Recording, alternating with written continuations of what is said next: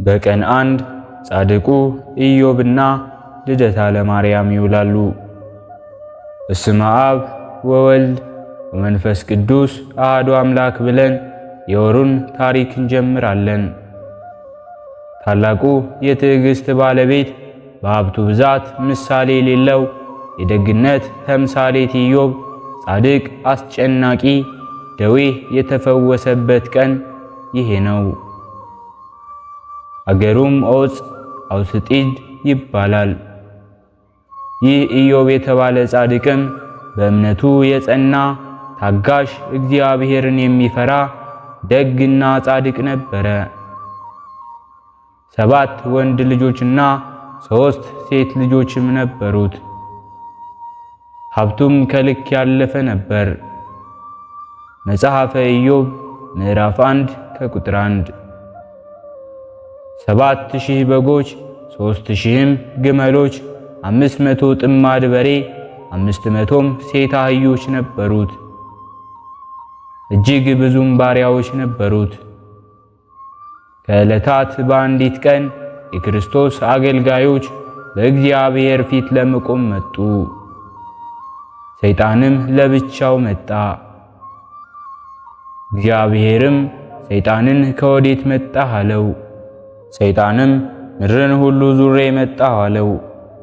እግዚአብሔርም ባሪያዬን ኢዮብን ተመልከተው፣ በምድር ላይ ፍጹም ነው አለው። ሰይጣንም ኢዮብን ሀብቱን ብትነሳው አንተን ይክድሃል አለው። እግዚአብሔርም ሰይጣንን እርሱን ሳትነካ ሀብቱን በሙሉ አጥፋው፣ እኔን ፈጣሪውን አይክደኝም አለው። ከዕለታት በአንዲት ቀንም ሰይጣን ለተንኮል ፈጣን ነውና በኢዮብ ላይ ጠላት አስነሳበት። የኢዮብ ልጆች በታላቅ ወንድማቸው ቤት እንደተሰበሰቡ ተንቀሳቃሽ ንብረቶችም በሜዳ እንዳሉ ልጆችን በሰይፍ ገድለዋቸው በንብረቶቹም ምርኮ አደረጉባቸው። ኢዮብም ተነሳና በምድር ላይ ተደፍቶ ሰገደ፣ እንዲህም አለ: ራቁቴን ከእናቴ ማኅፀን ወጣሁኝ፣ እግዚአብሔር ሰጠኝ፣ አሁንም እግዚአብሔር ነሳ፣ እግዚአብሔር የተባረከ ይሁን አለ። ፈተናውንም በምስጋና ተቀበለ። ሰይጣንም እግዚአብሔርን እንዲህ አለው: በሰውነቱ ላይ ሕመም ቢደርስበት ይክድሃል አለው። እግዚአብሔርም ሰይጣንን በሕይወቱ ላይ አትሂድ እንጂ ኢዮብን ከእግሩ ጫማ ጀምሮ እስከ ራሱ በክፉ ቁስል ምታው አለው። በክፉ ቁስልም መታው። ነገር ግን ኢዮብ ፈጣሪውን አሁንም አመሰገነ፣ አልካደውም ነበር። ሰይጣንም እንዳልተሳካለት አወቀና በኢዮብ ሚስት ላይ ተነሳ። እንዲህም አላት: ይህንን ባልሽን ኢዮብን በቁስል ታሞ ለሚያየው ሁሉ ያስጠላል፣ አንቺም ተነሽ ትተሽው ሂጂ አላት። እርሷም ተነሳችና ኢዮብን እንዲህ አለችው: ተነሳና እግዚአብሔርን ስደብና ሙት አለችው። ኢዮብም ሚስቱን እንዲህ አላት: አንቺ ሴት ከእግዚአብሔር ደጉን ተቀበልን ክፉንስ አንቀበልምን አላት። ኢዮብም ሰውነቱ ጠቅላላ ትል ሆነበት። ኢዮብም የተወለደበትን ቀን ረገመ፣ ነገር ግን ፈጣሪውን አልረገመም፣ አመሰገነ እንጂ። ከዕለታት በአንዲት ቀንም ሚስቱ ውሃ ልትቀዳ ሄዳ ስትመለስ ሰይጣን ሃይማኖት ያለው መልካም ሽማግሌ መስሎ አሳምሮ ጠምጥሞ ቆያት። የማን ሚስት ነሽም አላት። የኢዮብ ሚስት ነኝ አለችው። ሰይጣንም መልሶ የዚያ ቁስላም ድውይ ሚስት ነሽን አላት።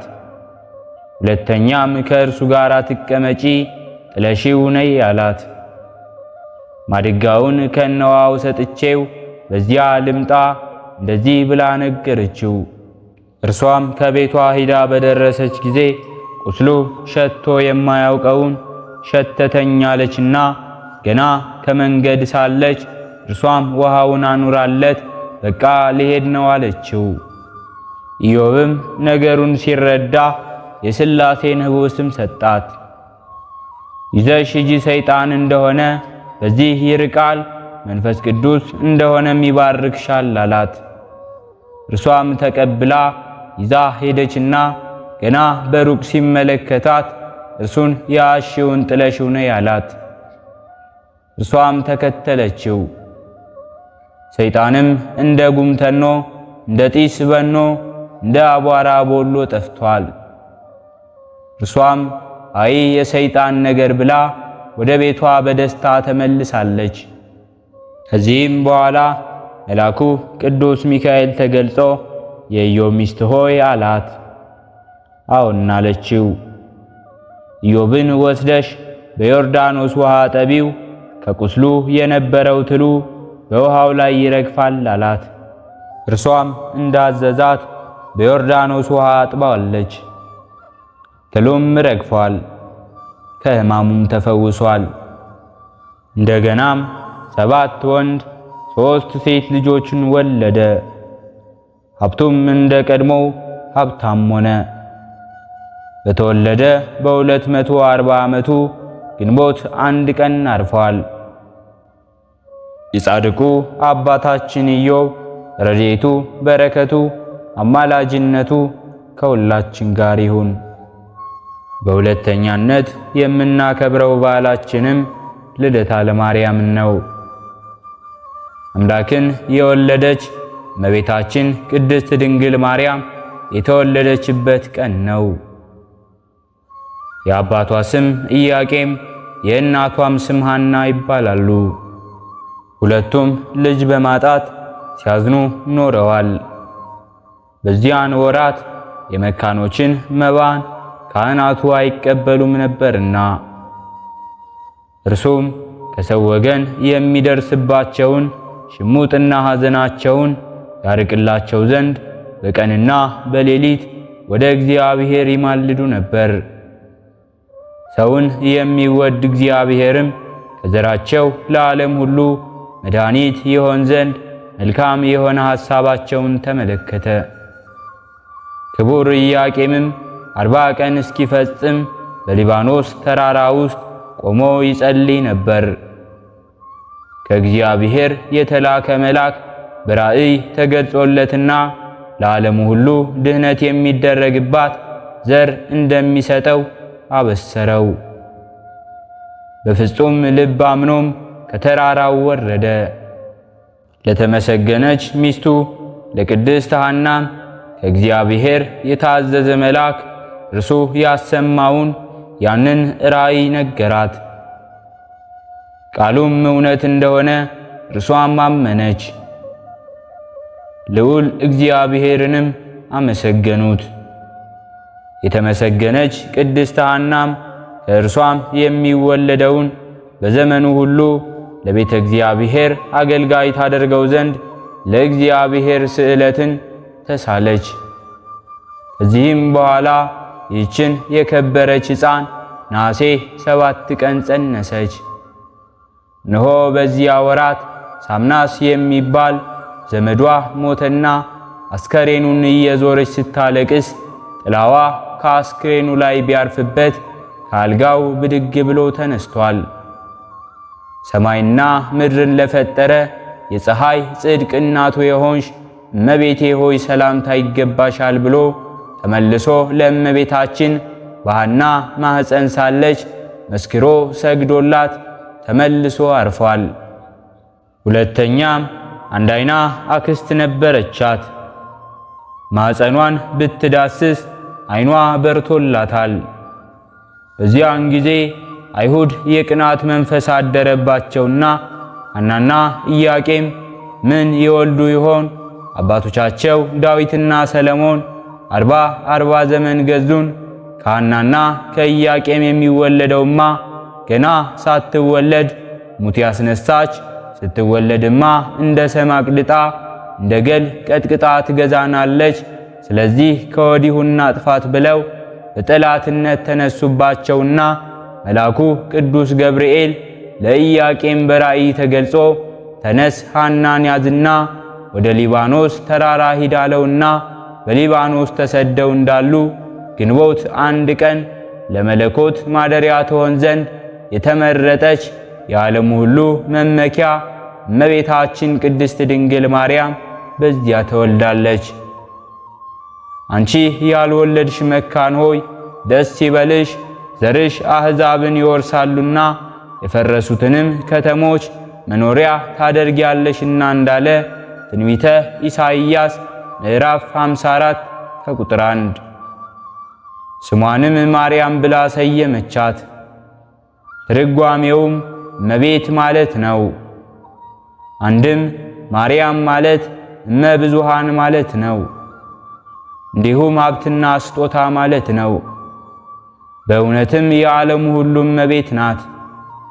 ሁላችን በእርሷ ሰማያዊ ሀብት ልጅነት ያገኘንባት እናት ናትና በተወለደችበት ቀንና ጊዜም እናቷ ሐና የ15 ዓመት ኢያቄምም የ30 ዓመት ጎልማሳ ሆነዋል። ሐናም በወለደች ጊዜ በበረሃ ስለወለደች ለስንቅ ከቋጠሩት ጥራጥሬ ትንሽ ትንሽ ንፍሮ እየቀቀሉ ትንሽ ትንሽም ገንፎ እያቀመሷት በዚያ ቆይታለች። ከዚያም ሲወርድ ሲዋረድ ዛሬም በልማድ በሀገራችን ይህንን በማሰብ ግንቦት አንድ ቀን ንፍሮ በማብሰል ይበላል። ለእግዚአብሔር ምስጋና ይሁንና የሥጋና የነፍስ መድኃኒት እርሷ ሆነችን።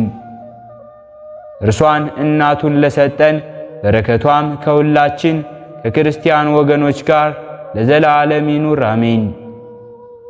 የእመቤታችን የቅድስት ድንግል ማርያም ረድኤቷ፣ በረከቷ፣ አማላጅነቷ ከሁላችን ጋር ይሁን። በሦስተኛነት የምናከብረው በዓላችንም ቅድስት አንስጣስያን ነው። በዚህችም ቀን ቅድስት አንስጣስያ በሰማዕትነት አርፋለች።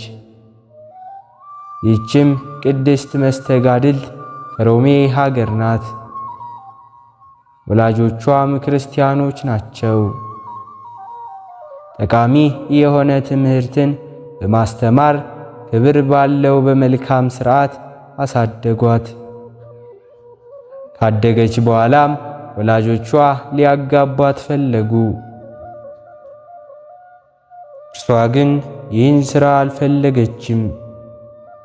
የምንኩስናን ልብስ መልበስ ፈለገች እንጂ። ከታናሽነቷም መንፈሳዊ ገድልን መረጠች። ስለዚህም በስውር ሄዳ በሮሜ ካሉ ገዳማት ወደ አንዱ ገዳም ገባች።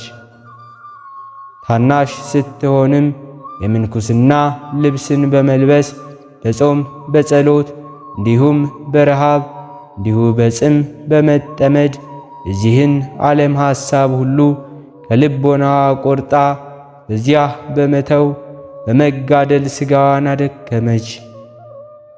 በቀኑ ርዝመትም ሁሉ የምትጾም ሆነች። በየሁለት ቀኖችም ታከፍላለች። በጌታችን በመድኃኒታችን በኢየሱስ ክርስቶስ ጾም ግን ያለ ሰንበታት ቀን የምትመገበው የለም። በሰንበታትም የምትመገበው ከቀትር ጸሎት በኋላ ነው። በእነዚያም በምንኩስና ወራት በእሳት ያበሰሉትን ወጥ አልቀመሰችም። በገዳሟ አቅራቢያም ሌላ የደናግል ገዳም አለ። የዚያ ደብር በዓልም በደረሰ ጊዜ እመምኔቷ በዓሉን ለማክበር ይህችን ቅድስት አንስጥስያንን ከእህቶቿ ከእነርሱም ከደናግል ጋር አስከትላት በአንድነት ተጉዘዋል። ትንሽ ከተጓዙም በኋላ የንጉሥ ዳኪዎስን ወታደሮች በዚያ አይተዋቸዋል። ከእርሳቸውም ጋር የታሰሩ ክርስቲያኖች አሉ። ወታደሮቹም አስረው በቁጣ ይጎትቷቸው ነበር። ልቧም በሃይማኖቷ ፍቅር በዚያ ነደደና ያን ጊዜ እንዲህ ብላ ዘለፈቻቸው። የእውነት ፈጣሪን የካዳችሁ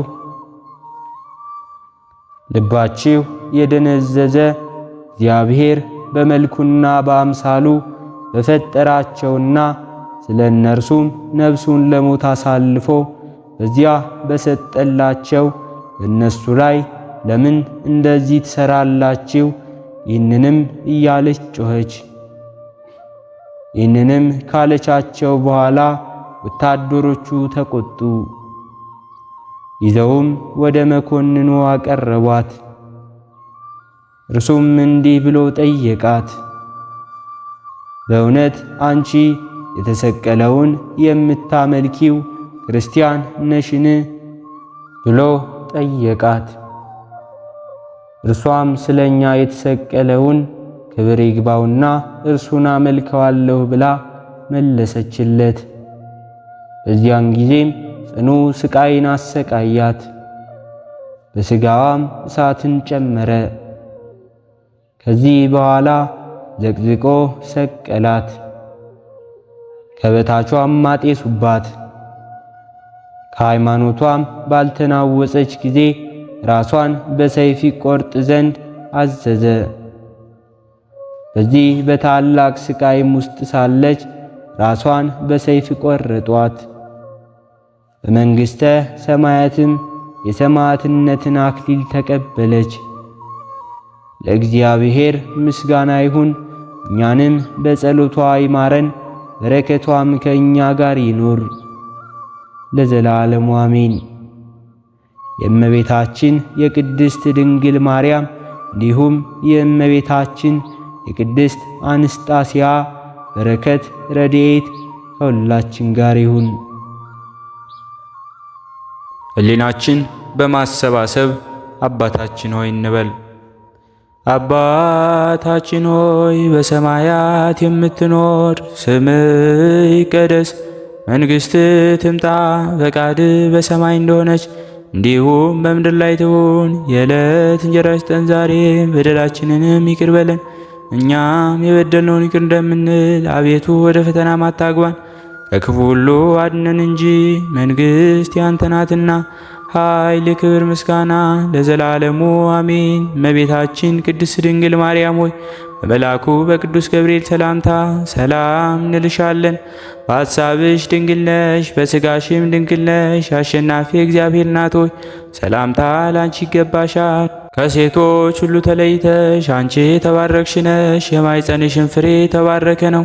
ጸጋን የተመላሽ ቅድስት ሆይ ደስ ይበልሽ፣ ልዑል እግዚአብሔር ካንቺ ጋር ነውና ከተወደደው ልጅሽ ከጌታችን ከመድኃኒታችን ከኢየሱስ ክርስቶስ ዘንድ ይቅርታውንና ምሕረቱን ለምኝልን ኃጢአታችንንም ያሰርይልን ዘንድ ለዘላለሙ አሜን።